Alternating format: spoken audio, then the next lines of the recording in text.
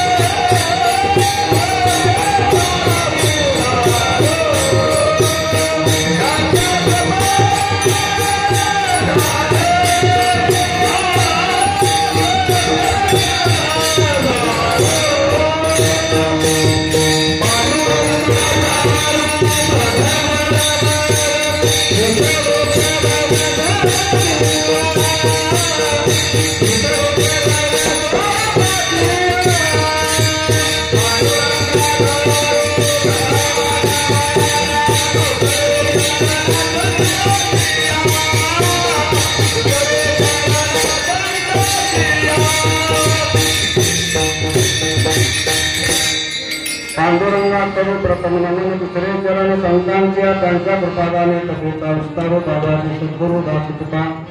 ओम नमो ज्ञानेश्वरा करुणाकरा दळा तुमचा उघडला तुलो चांगलं झालं चराचरी मी कला कुसरी काहीच नाही बोलतो वचने आपली भांडा एका जनार्दनी तुमचा दास त्याची आस पुरवावी. जयांचे केले स्मरण हो सकळ विद्येचे अधिकरण त्याचे हो श्री चरण श्रीदेवचे. हे नमस्कार आता नवलय सद्गुरु जनी कारणवा संसार करू म्हणून विशेषाच्या करुणिकावरी मस्तक माझा पाया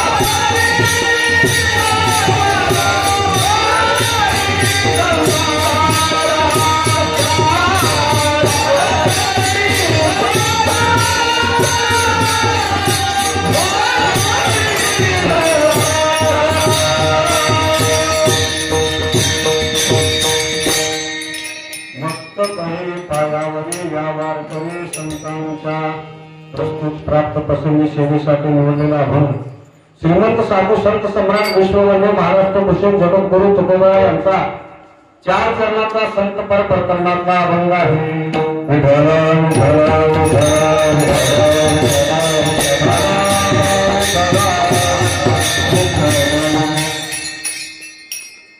संत समागम एकाग्रे परे व्हावे त्याचे द्वारे स्वामी वाटे तेथे राम नाम होईल श्रवण घडेल भोजन उच्चिष्टाची.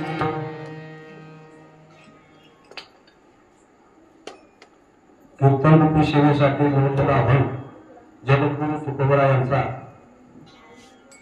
आज सप्ताहामध्ये दुसऱ्या दिवसाची कीर्तन सेवा माझ्यासारख्या कामगाराला तुम्ही सर्व गावातील सर्व भाविक भक्त मातृवर्ग पितृवर्ग ज्ञानवर्ग तपोवर्ग सर्व भाविक भक्तांनी हे दिलेली सेवा आहे. सेवा हे कुणालाही मिळत नाही. सेवा करण्याकरता त्याला अधिकार लागतो आणि तो अधिकार कुठं घरातून मिळत नाही, कुठं खरेदी करून मिळत नाही, किंवा लाख रुपयाला मिळत नाही, किंवा 1 करोडला मिळत नाही, किंवा 2 नंबरला मिळत नाही, किंवा 3 नंबरला मिळत नाही. तो अधिकार साधू संतांकडून कृपा आशीर्वादाला मिळालेला असतो. आई वडिलांकडनं मिळालेला असतो.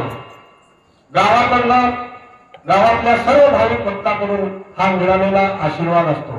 इथली जागा सहजासहजी कोणाला मिळत नाही आणि या जागेचा ज्याने अपमान कुणी करावा, या जागेचा ज्याने अपमान करावा, मी ते प्रमाण बोलत नाही का गाय काळी आहे, कोशी आहे, अंडीपांडी आहे, लाल आहे, 1000 नमुन्याची गाय आहे, पण तिचं दूध एकच आहे.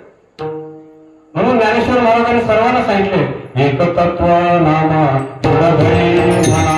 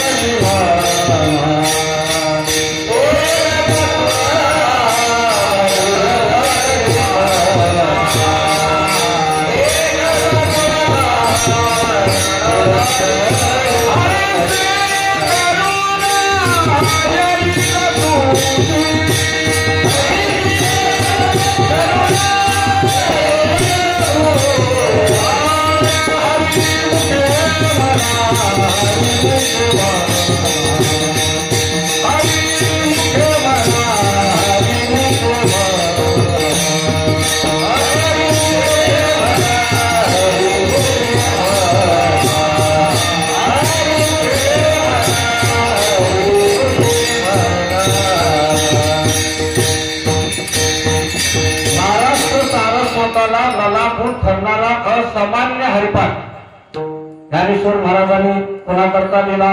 असोरी संसारी जीवा योगो करे वेदशास्त्र बाई वासना. अमृतांबो ज्ञानेश्वर महाराजांनी कोणाकरता लिहिला की अमृतांबो हे जीवन मुक्ता करता अमृतांबो लिहिलं. ज्ञानेश्वरी कोणाकरता लिहिली, ज्ञानेश्वरी हे ज्ञानिया करताच लिहिली. ते ज्ञान पैदा बरवे जरी मनात आणावे तरी संताया भगावे सर्वस्वीशी. हे ज्ञान फक्त साधू संतांजवळच मिळतं आणि हरिपाठामध्ये म्हणतात एक तत्वनाम दृढ धरी मना हरिषे करुणा. ज्ञानेश्वर महाराजांनी तुम्हाला मला एकच तत्व सांगितलं, अनेक तत्व नाही. एक गाव आम्ही विठोबाचे नाम अनेकाचे काम नाही आता, किंवा आपला तो एक देव करून घ्यावा तेने जीवा सुख हो.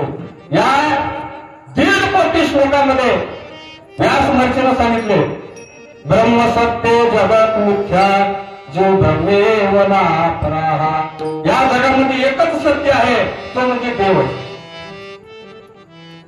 देवाला सोडून या जगामध्ये सत्य कायच नाही. तुम्ही विचारा ज्ञानेश्वर महाराजाला ज्ञानेश्वर महाराजांना विचारा तुम्ही सत्य काय आहे. आजचा तो शिवसाठी गुरुजनाचा जो अभंग आहे संतांचाच आहे. संतांचाच आपण का निवडावा तर त्या सद्गुरूला आपल्या सर्व गुरुबंधूंना आई वडिलांना सद्गुरूंना यांना विचारल्याशिवाय आम्ही चिंतन सुद्धा करत नाही. का करत नाही तर महाराज म्हणायचे ज्याने केले गुरु सेवा अंधारात लागले दिवा अंधारात लागले दिवा अंधारात लागले दिवा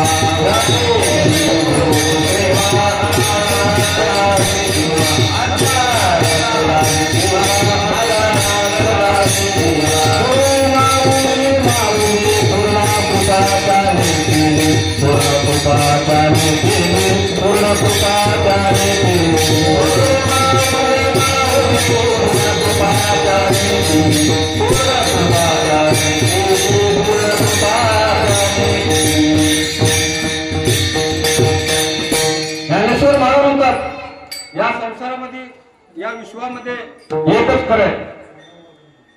एकच खरं आहे, बाकीचं खरं नाही. मी प्रमाणानं सांगतो. मी माझ्या घरात लिहिलेले अभंग नाही किंवा घरामध्ये लिहिलेला हरिपाठ नाही. लटिकार वाला सर्व संसार लटिकार वाला सर्व